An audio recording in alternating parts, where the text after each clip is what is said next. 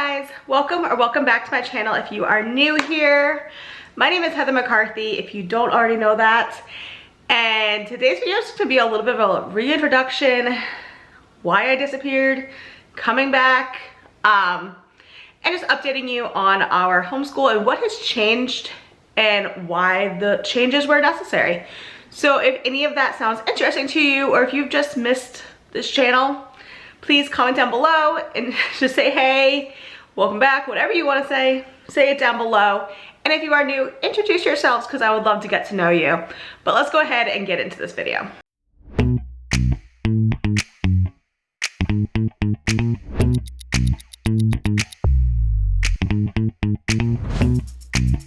All right, so let's go ahead and get into this.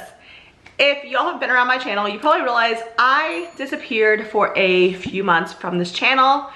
And a lot of that was just because I was really struggling with time and feeling like I was being a good mother, a good homeschool parent, and also a good YouTuber.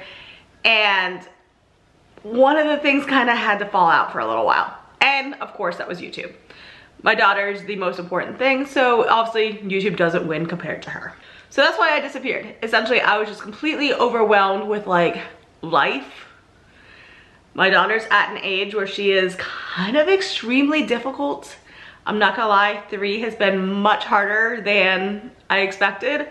You know, you always hear the terrible 2s. I actually had absolutely no issues with the 2s, and now 3 is the age that is extremely difficult for us so far. So that's where we've been at. And through that same process, a lot of our homeschool has had to change. So if you've watched a lot of my videos or some of my other videos, I know I have a few that have like our daily routine and stuff like that. And really, I've had to be much less structured this year than I normally am or than I had originally planned to be. School has fallen by the wayside more times than I would like to admit, to be completely honest. I have found if we have any other obligation in the morning, school is the thing that falls off. I don't know why, but it is. So it's just kind of, I'm gonna talk to those of you who are kind of in the same boat, kind of in the same stage of life, or struggling with the same issues, and just kind of let you know that it's okay, and that, you know, everyone's kind of been there at some point, and that it gets, hopefully, it gets better. As I said, if we have anything going on in the morning, whether it's, you know, going to gymnastics, going to a mom's group, or a co-op type play group thing, no matter what, if we have something going on in the morning, I feel like school gets thrown by the wayside. Our routine has always been, you wake up, you eat breakfast, you do school. That's how we did it all last year. And it worked because with COVID, we didn't have anything going on in the mornings 99.9% of the time. Maybe we had a doctor's appointment, but that was like, you know, few and far between. So this year, we started trying to get her out more, get her around more kids, you know, have more of a life. And we started her in gymnastics.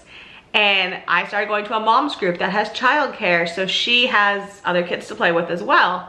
And I get to meet other moms. And those things are both in the morning, which is something that we are really not used to. We're not used to getting up and doing something in the morning. And our school has fallen by the wayside. Because by the time I get home from one of those things, it's time to eat lunch. And once it's time to eat lunch, it's time to do something else. And then my husband's home. And it's like, well, school never happened and now you're here and it's probably not gonna happen. And that's not good. Like, I'm not saying that's okay or that's good at all. Thankfully, my daughter is young. She's only in preschool, and I don't feel like it's the end of the world if we miss a lesson or 2. We do usually try to make them up. Usually if we miss Friday, we'll do it on Saturday or whatever. Yeah, so we've been really struggling with getting our school in this year.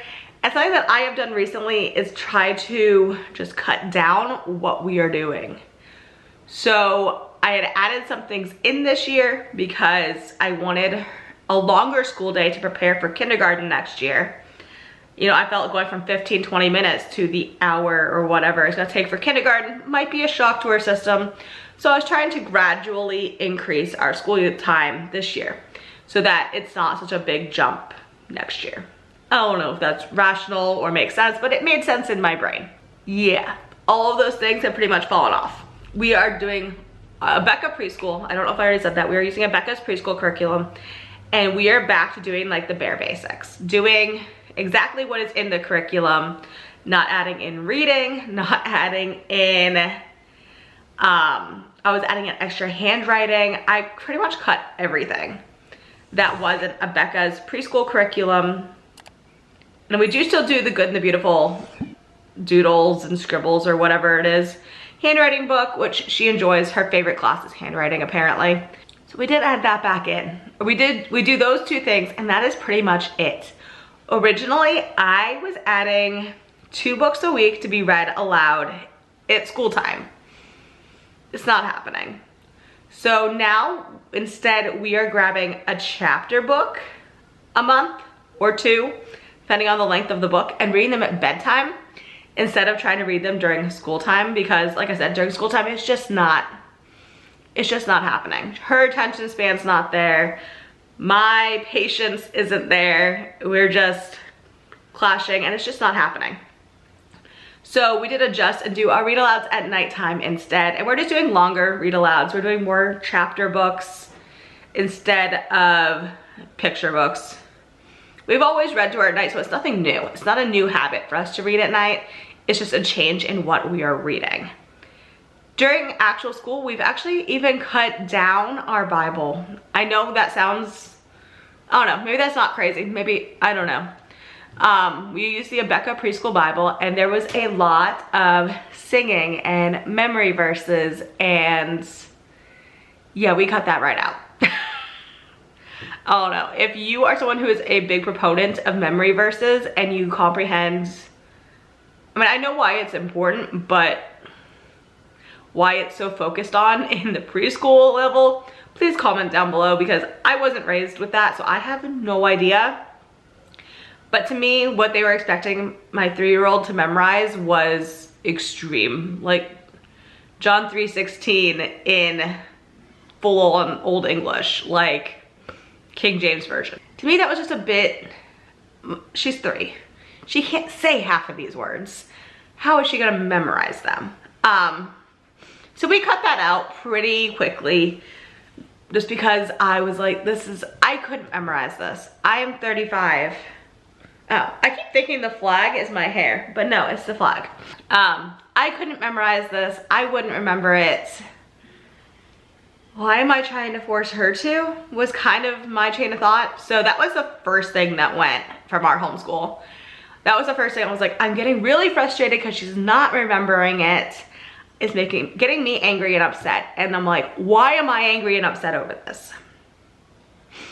Is this really something that is worth me getting upset over? Is it worth me losing my patience over? And it's not. It's just not. So we cut that very quickly. And then we had a couple incidents around our home that I'm not really gonna discuss on camera. But we had to get rid of one of our dogs. And then we all got sick. Like all of us, my husband was home from work for a week. We were all extremely sick. And through that, we ended up cutting out majority of the singing. Again, I get why it's there. She does it in church on Sundays, but I'm not really, there's a lot of singing, all right? Like I'm talking, there's like 6 to 8 songs every single day that you're supposed to sing. That's a lot. It's a lot of singing. And when we were all sick and could barely say 5 words because our throats hurt so bad, it went by the wayside. We still do the Our Country 'Tis of Thee. We still sing that, and we still do the national anthem, or not the national anthem, I'm sorry, the Pledge of Allegiance, and sing Our Country 'Tis of Thee, and then we move right on into prayer and reading the Bible stories. And I personally think I really like that. I like the way that's flowing. It went from being the longest part of our school day, because Bible was literally the bulk of our school day, which to me does seem a little off kilter, a little off balance. But it went from being the longest chunk, probably 25, 30 minutes because of all the singing, down to being maybe a 10-minute, if that, interaction. And I like that so much better. I had already decided to change Bible curriculums next year, and the one that I'm using looks like it's gonna be just as compact next year, so that's really good. Yeah, so we cut out the singing, we cut out the memory verses, and in school, we are doing pretty much the bare minimum. I would say we're not playing a lot of the games, because a lot of them, I just think that she's too old for, honestly.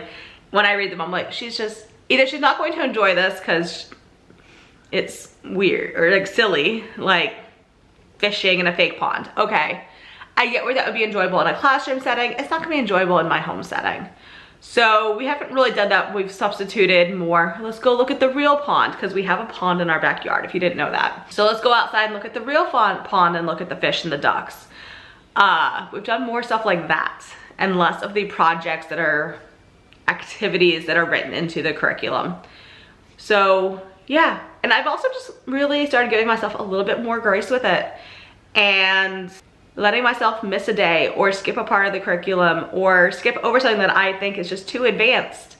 Although really, there's not much in there that I think is too advanced, but like, there was one on Thomas Edison. There was a card on Thomas Edison. It was one of those days we missed school, we had gymnastics, we came home, we didn't want to do it. And I'm like, we missed learning about Thomas Edison. She's 3. We have plenty of time to learn about Thomas Edison in the future. So we just kind of let that lesson just like mosey on by. And you know what? That's perfectly fine.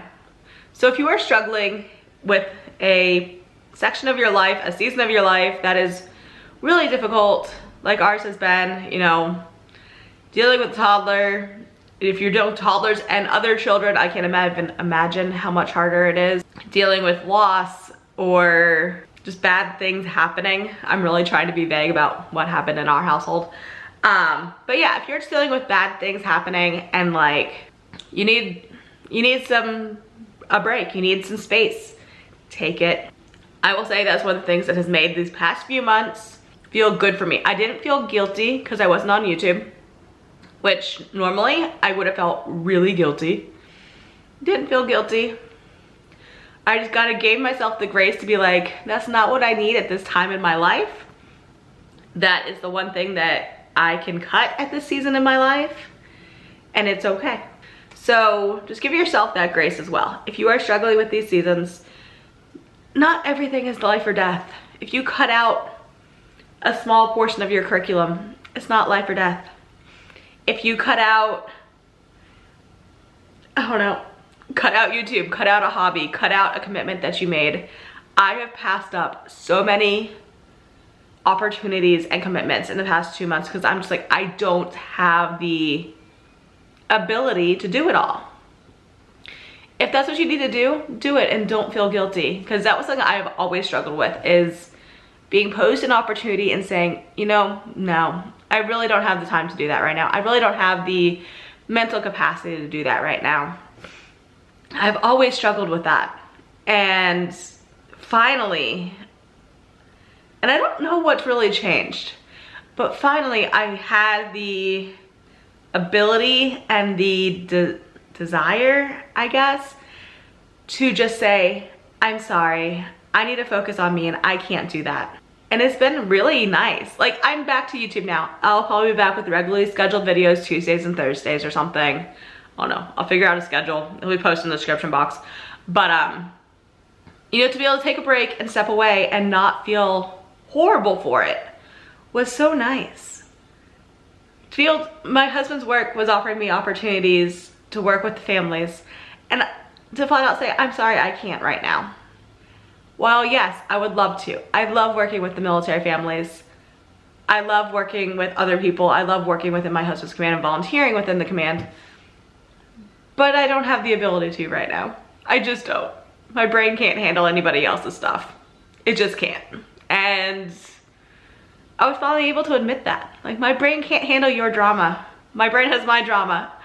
And it can't handle anymore. And I don't want my phone ringing off the hook with somebody else's drama. It was nice to finally be able to admit that and act on it and not feel guilty. But I think that is it for this video. I hope you guys enjoyed. If you're new, again, welcome. And for those of you who stuck around in my absence, thank you so much. I really appreciate it. I hope you'll hit the subscribe button if you are new to see new content like this on whatever days I decide. Like I said, it'll be posted in the description box. If you like this video, give it a thumbs up, comment down below, introduce yourself, share where you've been on your homeschool journey this year or this month, whatever you want to talk about. Just where you are in your homeschool journey, if you are just starting out, if you are been doing this for years, if you are a well-seasoned homeschool mom, drop any advice. Like, I'm open to any and all advice down in the description box. Just, yeah, comment, let's have a conversation. That's one of the things that I love about this community is getting to know you all. And my husband always laughs at me actually, because I always like, oh, my friend. I don't know 90% of you.